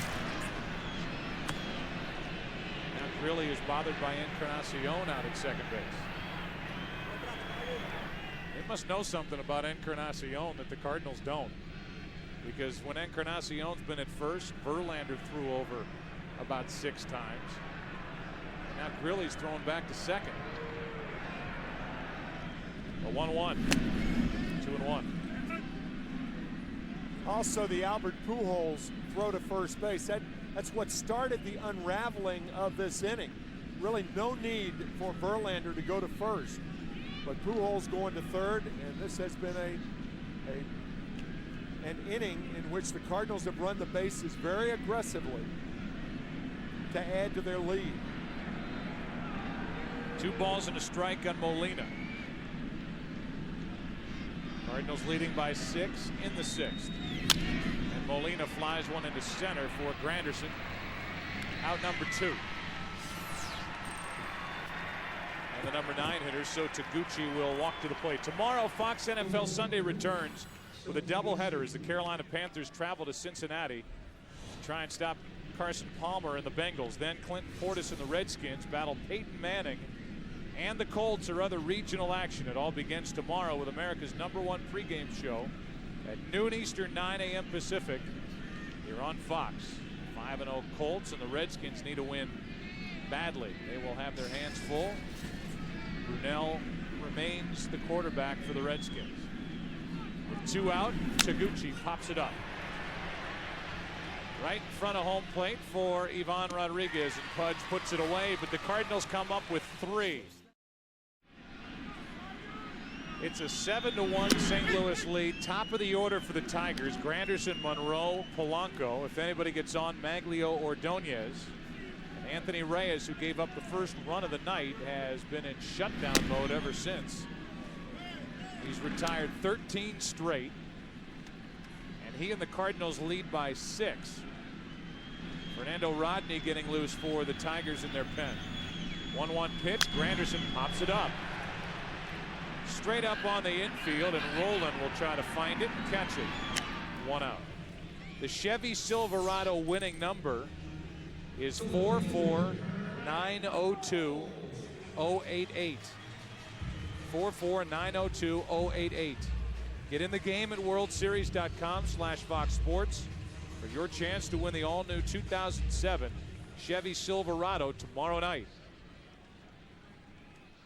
worldseries.com/Fox Sports. Gonna win a Chevy Silverado tomorrow night. Here is Monroe, and he takes low, ball 1. Joe, you talked about the obstruction of Brandon Inge, the third baseman, and we'll read from the rule book what obstruction is. I said interference. I was wrong. It is obstruction. Here's another pop-up. Off the bat of Monroe, and Pujols with the runner right there has it in foul ground, 2 out. And to clarify this, obstruction is the act of a fielder who, while not in possession of the ball and not in the act of fielding the ball, impedes the progress of any runner. It's very, very clear as Inge wanders into foul territory that he obstructed with Scott Rowland. So there's a big difference. Obstruction primarily from the defender. So it's not interference, but obstruction. Polanco with 2 out, nobody on, takes a strike. Want to clear that up. And so you know, on the play, the official scorer has ruled a fielder's choice, an RBI, and 2 errors on Inge. 0-2 on Polanco. 1 on the throw, 1 on the obstruction. So there were 3 errors in that inning. The other one belonging to Verlander on the wild throw to first. Anthony Reyes could not be turning in a better game. 2 out, nobody on. 0-2 pitch in the bottom of the 6th. Hit on 1 hop to Eckstein. Anthony Reyes has turned in a gem to this point. We go to the 7th inning of game 1. Cardinals up by 6. Back after this from your local Fox station. Little after 10 o'clock in the East, this game moves into the 7th at Comerica Park. Game 1, 7-1, St. Louis on top. They've out-hit the Tigers 6-2. And there is our former partner. It didn't last long enough as far as we're concerned. Luis Gonzalez on the right, his son Jacob on the left. And we didn't get a chance on the air 2 nights ago at the end of the NLCS to say goodbye the proper way to Luis Gonzalez, who was a great teammate. You can see why there is so much respect for him in the 2 clubhouses that we walked into with him by our side. Players love him, and very respected professional athlete. Here's Fernando Rodney, who takes over. He gets 2 quick strikes on Eckstein, who's 0 for 3. Tough travel schedule for Gonzo, too. He went back to Arizona, his home, and then flew to Detroit this morning, and will go back to Arizona tomorrow and take the triplets to Disneyland. Eckstein golfs one into shallow center, and Polanco and Santiago come together. It's Polanco with a play. Let's check in with Ken Rosenthal. Joe, as first reported by the New York Times, Major League Baseball and the Players Union are very close to a new labor agreement. The length of the deal, according to a source with knowledge of the talks, will be 5 years, the longest in baseball history. It will give the sport 16 consecutive years of labor peace. The deal is expected to be announced before the end of the World Series, nearly 2 months before the current agreement was set to expire. Guys? All right, well, that is great news, and it's so different than what we're used to hearing. The last one came down extensions, trying to get something done at the very end. Right. Here's Chris Duncan. He takes a strike from Rodney, who throws very hard. And what they've done this time around, which was a stroke of genius, I can't believe they actually pulled it off because there's so many leaks that are possibilities, but they've done all of this away from the public spotlight, and they've gotten all their work done off to the side, and now, according to the reports and as we hear from Ken, they're going to pop up here before the end of the World Series and announce a new labor agreement between the Players Association and management, which is great news. 1-1 pitch is a strike on Duncan. It's 1-2. Taking a lot of the public pressures out of it and a lot of the ego out of it. They can just hammer out a deal, which they are completing, I guess, as we speak. Here is Duncan, who's 1 for 3, an RBI double and a run scored. 1 out in the 7th inning.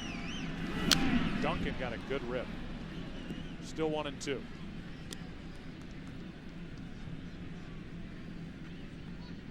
The Tigers in the bottom of the 7th will have Ordonez, Guillen, and Rodriguez.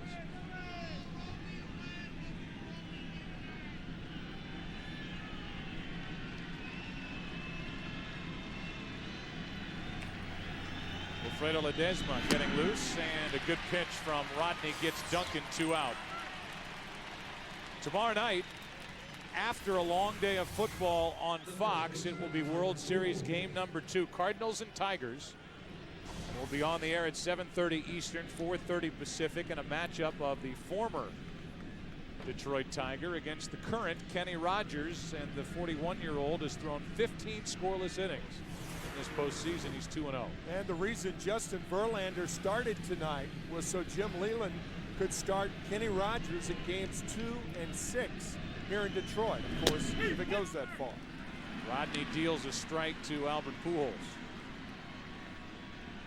Weaver came up with the Tiger organization, and Todd Jones was quoted in the paper today. Todd is the closer for Detroit, saying there's no love lost between a lot of his teammates and Jeff Weaver, who will get the ball tomorrow night, and he has been outstanding this postseason for the Cardinals. Big reason why they are in the World Series, for his 1 start against the Padres and 2 very good ones against the Mets in the NLCS. Todd Jones saying that Jeff Weaver has grown up a lot since those days, and Todd saying, so have I. Here's a 1-1. Pujols slashes it foul, strike 2.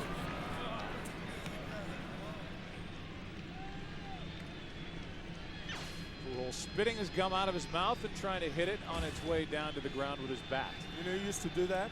Billy Williams of the Chicago Cubs, and he never missed the gum, ever. Hall of Famer Billy Williams. 1 ball, 2 strikes. And a line drive into center field, well hit. Granderson back to grab it. A 1-2-3 first inning of work for Fernando Rodney. World Series game number 1 continues into the bottom of the 7th inning. Maglio Ordonez first up. And he takes a strike from Anthony Reyes. Ordonez, Guillen, and Ivan Rodriguez. Ordonez is 0 for 1 with a walk. Trying to get something, anything started for Detroit against Reyes, who has not surrendered, not just a hit, but the Tigers have not had a base runner since the first inning. A little flare out behind first, and Pujols makes a circus catch, pirouetting out into shallow right field, and bad hamstring at all. He was there to stab it. Acrobatically, Pujols going back, turning the wrong way, and then continuing that carousel to make the play. You talk about an adjustment. We talk about it all the time, how pitchers have to make adjustments, how hitters have to make adjustments. Anthony Reyes and Yadier Molina have made the adjustment from the first inning through the next 6 1/3. They have just been terrific, going more with the fastball, the breaking ball, and just ditching that straight change for the most part. Josh Kenny and Tyler Johnson getting loose. I think you could spend an inning talking about these two pitching coaches. For Detroit, Chuck Hernandez spent 9 years with Tampa Bay. Here's a ground ball to the right side, and Belliard can't get to it. And the Tigers have their first base runner since the first. The Tigers were #1 in baseball in team ERA for the first time in franchise history. As Belliard got a glove on it, couldn't make the play. And the Cardinals, down the stretch and within this postseason, Tim, have reinvented their bullpen, and the starting pitching they've received, now with Reyes also on the list, has come out of nowhere. Chris Carpenter, Jeff Suppan, and Jeff Weaver, 10 of the 11 starts coming into this game. And now Anthony Reyes, with this start tonight's got to make Dave Duncan very, very happy. 1 on, 1 out. Ivan Rodriguez at the plate. He has lined out twice. Once to second, once to right. So he's gone the other way in each of his 2 at-bats, and he takes a strike. There's Dave Duncan, the Cardinal pitching coach.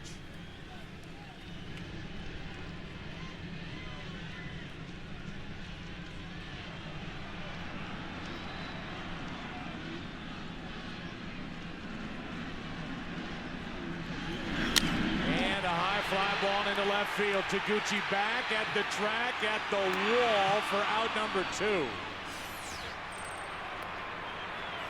Rodriguez just missed that pitch. Hit it as far as he could without hitting it out. 2 out. Here's the adjustment we were talking about in the first inning. The double by Monroe and then the single by Guillen, both on changeups. And then Molina and Reyes going back to the fastball.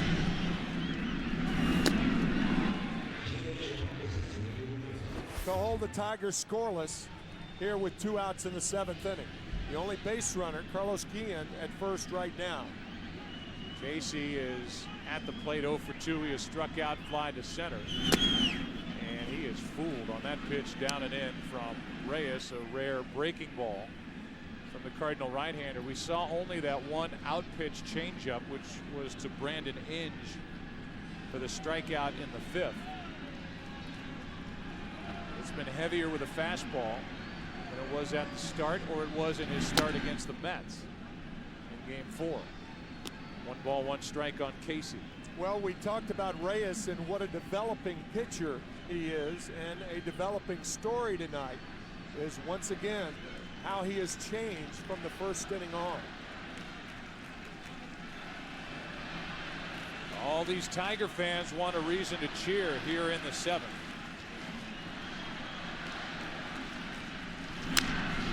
Casey pops it up. Belliard waits for it. And the inning comes to a close. We have played 7 innings here in Game 1.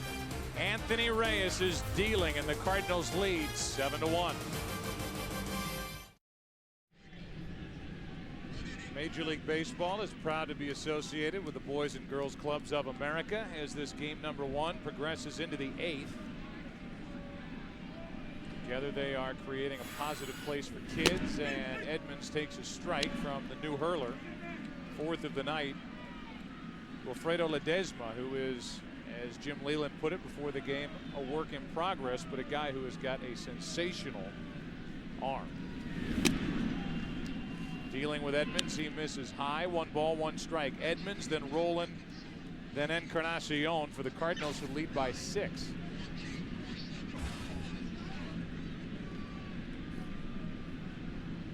Eighth inning, and the crowd has been taken out of it. The pitching of Anthony Reyes. Edmonds couldn't lay off, and it's 1-2.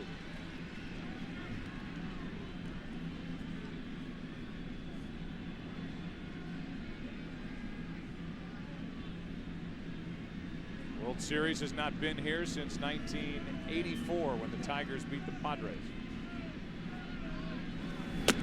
Edmonds out of the way of that pitch, up and in, 2-2.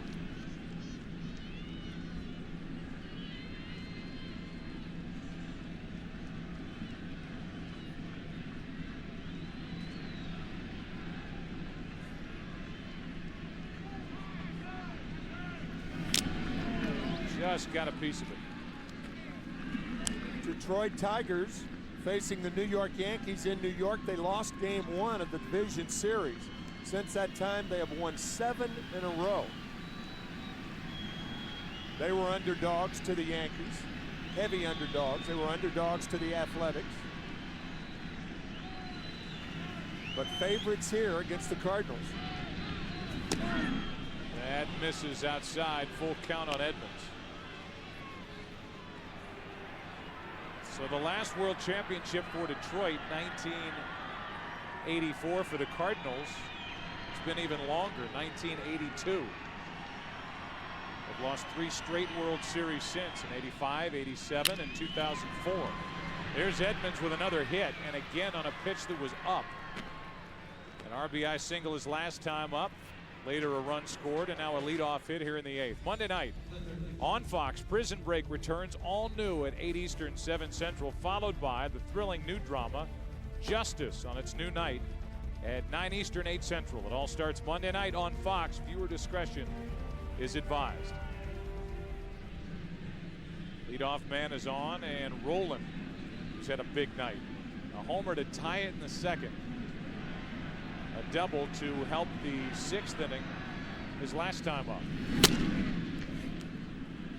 Ball 1 up and in. So with this long layoff, 6 full days of rest, Jim Leyland has taken this opportunity to get some guys out of his bullpen back into game action. It's been an even longer layoff for his DH tonight, Sean Casey. There's a strike. Casey has struggled. He struck out, fly to center, and popped up. Talking to Tony La Russa about the public dispute between him and Scott Rolen. If not a dispute, certainly a disagreement. And Tony's saying, look, it's soap opera stuff. Enough already. And it gets you to thinking that it's, as Zach Miner is warming, that it's pure folly for anybody to think that managers' decisions concerning players are always agreed with by the player. I mean, it affects the players. That's why most players don't agree with managers' decisions. Rolen pops it up on the infield for the shortstop, Santiago, 1 on, 1 out. So if Tony La Russa doesn't play Scott Rolen in a game during the National League Championship Series and Rolen gets upset, he's going to get upset. Other players get upset also. Then La Russa followed it up by saying, look, it's not like I'm not rooting for him. Yeah, right. I'm his biggest fan. I want him to go out and have a big game here in game 1, and he has. Home run and a double. Put him in that number 5 spot behind Edmonds. Edmonds has had 2 hits. Rolen has 2 hits. There's Encarnacion, who has an RBI, but is hitless, 0 for 2 with a walk. Managing a lot tougher nowadays because it has to be explained to the players, to the press. Whereas 30 or 35 years ago, a manager's decision would be told to the player. He said, the reason I made it is I'm the manager. And that was it. Nobody talked back. Nobody went to the press. But now it's different. And in many, many ways, much more difficult to manage in the major leagues today. Encarnacion is trying to find his swing. Chops 1 to 3rd for Inge. Throw to 2nd for the out. 2 away.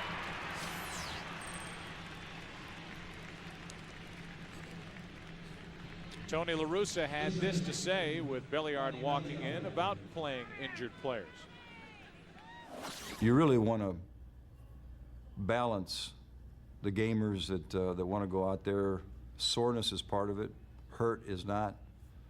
So what you really need to do is you need guys to be forthright and help you with the decision. You know, and as a manager or as a coach, you want to know that they're 75%. Then you make a judgment if their 75% is better than somebody off the bench.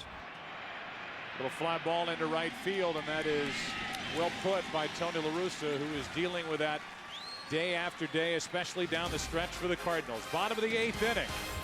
Tigers coming up, down by 6. Well, the unexpected has happened again as this postseason takes another wild turn. Anthony Reyes has lasted until the 8th inning. He has pitched brilliantly, allowing 1 run on 3 hits.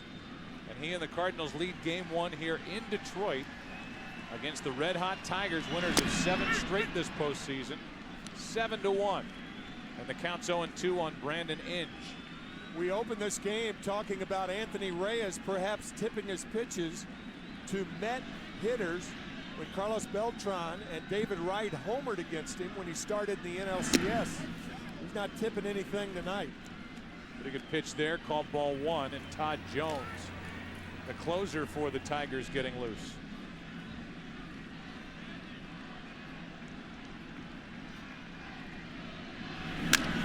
Inge flies it into right, and Encarnacion back on the track, 1 away.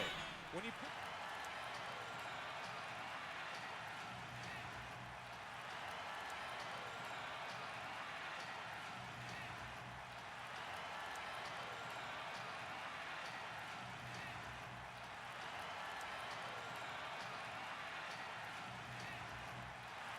Reyes retired 17 straight earlier in this game. It's the longest streak in a World Series game since Jose Rio retired 20 in a row back in 1990 for Cincinnati in the clinching Game 4 against Tony La Russa's Oakland A's.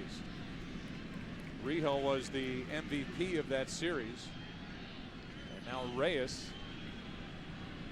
retired 17 straight here tonight. 1 out, nobody on, and it's Timms pinch hitting, popping it up. Eckstein has it, 2 out. In 1990, the manager of the team that swept Tony La Russa was Lou Piniella. And our congratulations on earning the managerial job for the Chicago Cubs. And Lou hoping he could turn that franchise around. See that? Reggie Bush will be in the studio tomorrow on Fox NFL Sunday. Noon Eastern, 9 a.m. Pacific, before a doubleheader day of football. Here's Granderson popping it up into left field. Reyes has gone 8. Might finish what he started here tonight in game 1. The rookie for the Cardinals has carried with him a 7-1 lead. Let's go to the 9th. You can watch baseball like you never have before. The best picture on TV, DirecTV. Yadier Molina first up for the Cardinals' 9th inning. His biggest contribution tonight has been receiving Anthony Reyes. He does have a hit. But the rookie right-hander Reyes will go back out to work, you would imagine. In the bottom of this 9th inning, he has been dominant since the first inning. Neifi Perez is in the game at short. Todd Jones is the new pitcher for the Tigers. And the closer for Detroit is up on the count 0-2.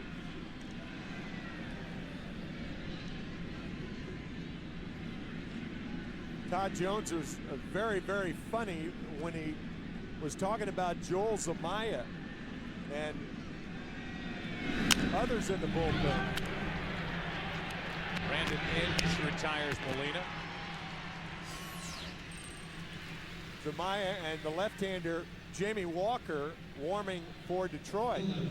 But Todd saying by the time they get to me, hitters are happy. They've seen Zamaya and the likes of the other bullpenners for Detroit. Of course, that's self-deprecating humor and not true, because Todd Jones had a terrific year in his return to the Tigers.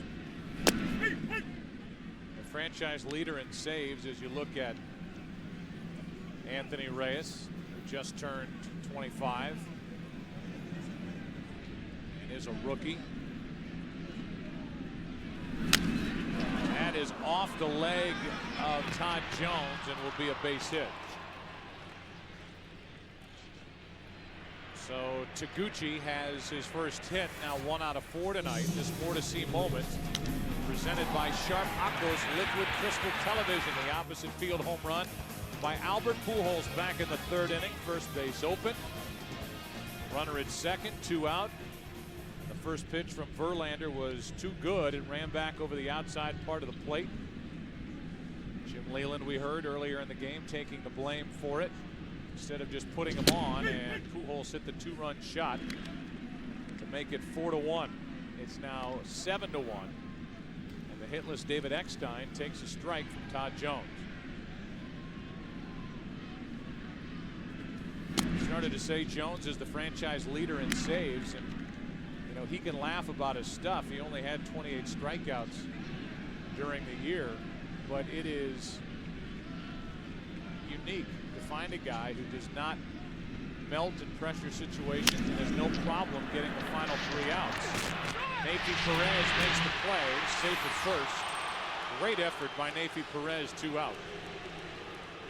And almost an unbelievable double play. It's amazing how the baseball has a way of finding you when you come in for defense in the late innings. Neifi Perez, what a terrific play. Not only with the catch, but the little shovel backhand, and then Polanco barehanding the ball, and his throw to first base not in time. So the guy who specializes, might have been out, the guy who specializes in getting those final 3 outs gets 2 here in the 9th inning. Will be lifted for another reliever. Walker with Duncan coming up. This copyrighted telecast is presented by the authority of the Office of the Commissioner of Baseball and may not be reproduced or retransmitted in any form, and the accounts and descriptions of this game may not be disseminated without express written consent.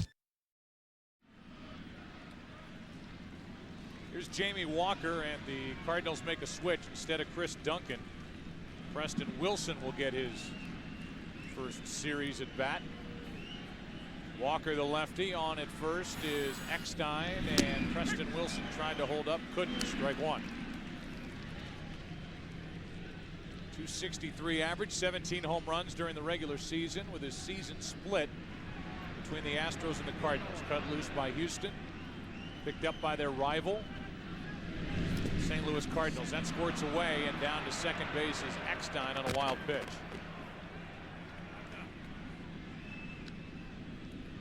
Jamie Walker throwing the changeup in the dirt. Rodriguez tries to block it, but it goes off to the side. What catchers try to do in that situation is to keep the ball out in front. That usually stops the runner. But when the runner sees it go to the left or right, that's when they take the extra base. Here's a 1-1 pitch. Wilson fooled again. 1-2.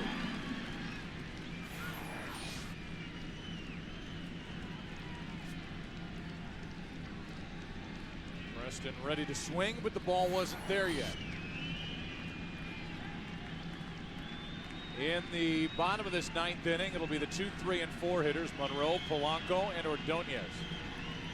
A 1-2, missing off the inside corner.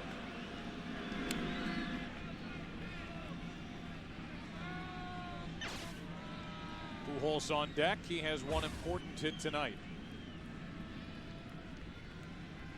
Preston Wilson trying to add to a 6-run St. Louis lead. It's foul. There is nobody getting loose for the Cardinals in their bullpen. It is quiet. Also, no one warming up for Detroit, and the reason for that is if Wilson gets on, they'll probably walk Pujols. Or if Wilson drives in a run with Edmonds in the hole. That is down and in. Wilson checked his swing. And it's a full count with Pujols next. I might reconsider that, because if Wilson walks, they're not going to walk Pujols, but he'll be facing the left-hander, Walker. Wilson strikes out, and that ends the inning. We go into the bottom of the ninth. For the Tigers as they trail by 6, Monroe, Polanco, and Ordonez. 7-1 St. Louis in game 1.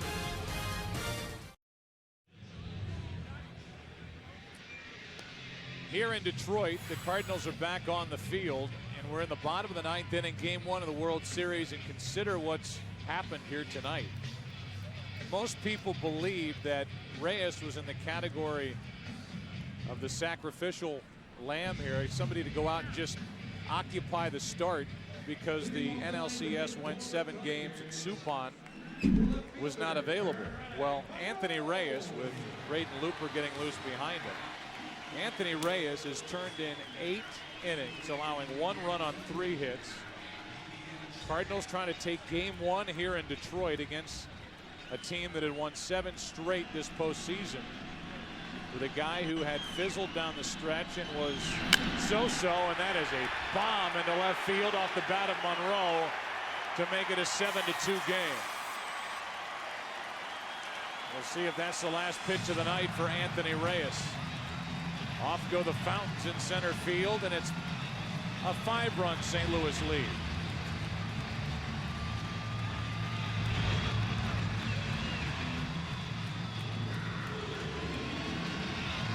And that will be all for Anthony Reyes, who does not get the complete game tonight. It's up to the Cardinal bullpen now to try to hang on to what is a 7-2 lead as Monroe hits his 4th home run of this postseason. Anthony Reyes will exit. What a job tonight by the Cardinal rookie right-hander. 7-2 St. Louis. Anthony Reyes was trying to join this list of complete games by rookies in game 1 of a World Series. Babe Adams for the Pirates, Don Newcomb and Joe Black for the Dodgers in 49 and 52. 93 pitches. That should say 8+ innings. 2 runs on 4 hits. Reyes did not get an out here in the 9th inning. That means that Braden Looper has to get 3 outs. And there's more activity for the Cardinals in their bullpen as Polanco, the MVP of the ALCS, takes a strike. Tyler Johnson, the left-hander, cranking it up. Polanco tonight 0 for 3. To the right side for Belliard. 1 away.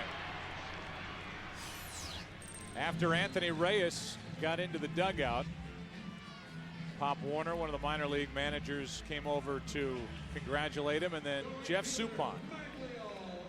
Gary Bennett, the backup catcher, had words for him. Suppan was the MVP of the National League Championship Series, and Reyes ought to be one extremely proud young right-hander. Well, I should say so. What a job.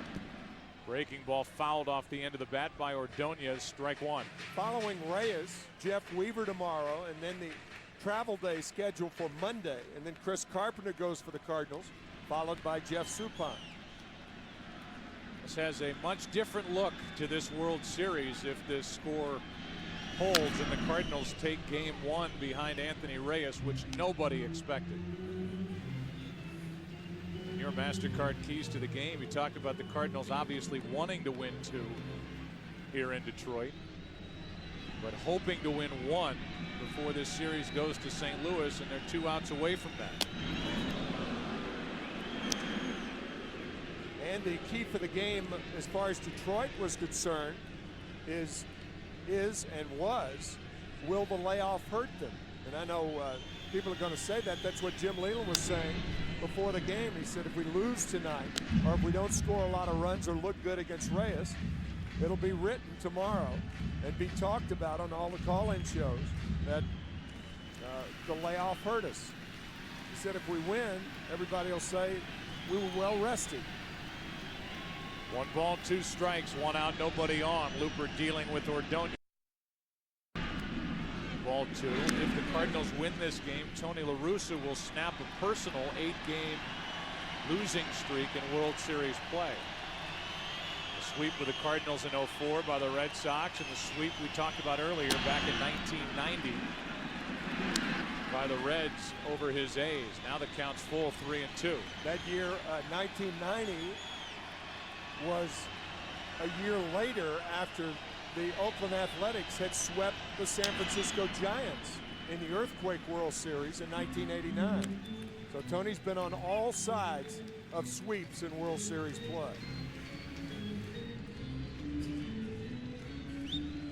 Ordonez trying to get on and start something here in the 9th inning. Craig Monroe hit a towering home run to make it 7-2 here in the 9th, and now a strikeout of Ordonez, 2 away.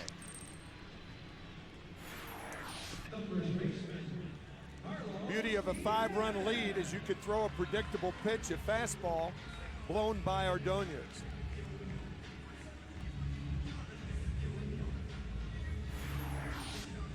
So now 2 out, nobody on. And the Cardinals are hoping for one more out to break a team 8-game road losing streak during the World Series. Looper, who has a ring from his days with the Marlins back in 2003.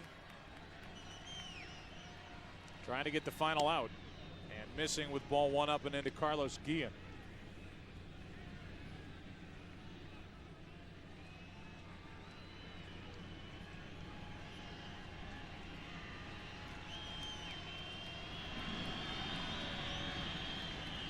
Seven to 2 here in the 9th inning with 2 out and nobody on. Guillen has an RBI tonight with a single back in the 1st inning. Cardinals went down in order in their half of the 1st. The Tigers came up with a run. Had 2nd and 3rd 2 out, and Ivan Rodriguez hit a soft line drive caught by Belliard at 2nd. Cardinals tied it on the solo home run by Rolen in the 2nd. And got 3 in the 3rd, 3 in the 6th.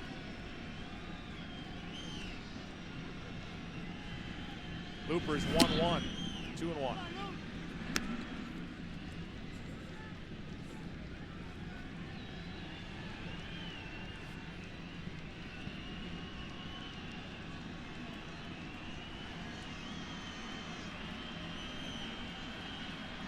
Guillen 2 out of 3 tonight. That was against Reyes. Now a 2-2 count.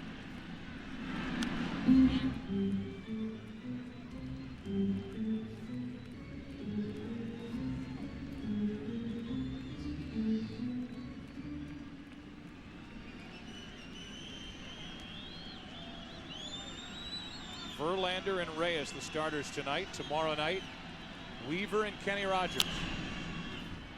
Rogers 2-0 this postseason, 15 scoreless innings. 1 start against the Yankees, 1 start against the A's, and Weaver, a record of 5-4 during the regular season for the Cardinals, but very good in the postseason against the Padres and then the Mets.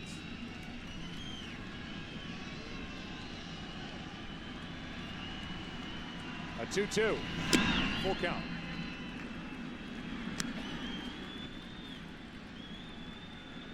These two teams played an interleague series here in Detroit in June, and the Tigers swept.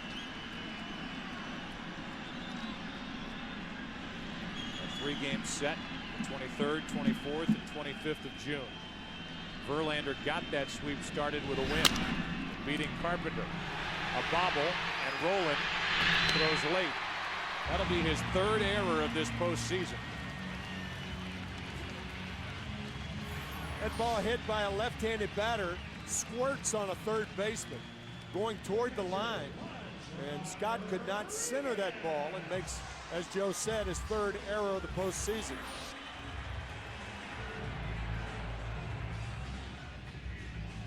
Tigers made 3 errors back in that 3-run 6th inning that the Cardinals put up.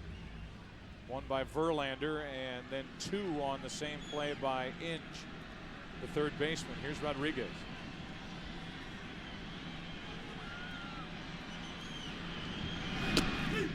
Pudge takes a strike. This guy is a natural born leader, Ivan Rodriguez, for the work he does behind the plate in the clubhouse. Jim Leyland has a great room full of guys in Tiger uniforms. Now strike two.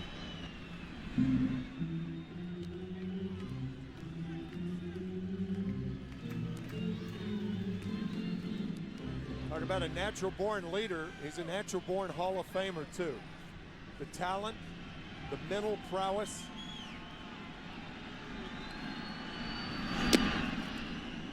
Ball one. Think of all the years that Ivan Rodriguez has been behind the plate. 310 of those years, 10 of 11. Flied into right. Encarnacion to his left in the corner. He's out of room. I don't know if you caught that fact that we threw up there. The last World Series win in a game for the National League came back in 2003, the clinching Game 6 at Yankee Stadium by the Marlins. That was in 03. Then in 04, the Red Sox swept. And last year, it was the White Sox sweeping Houston.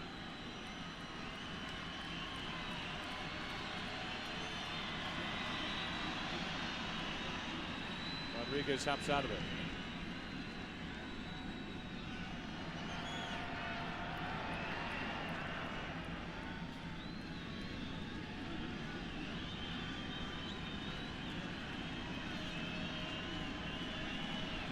Looper has the one he wants and is 1-2.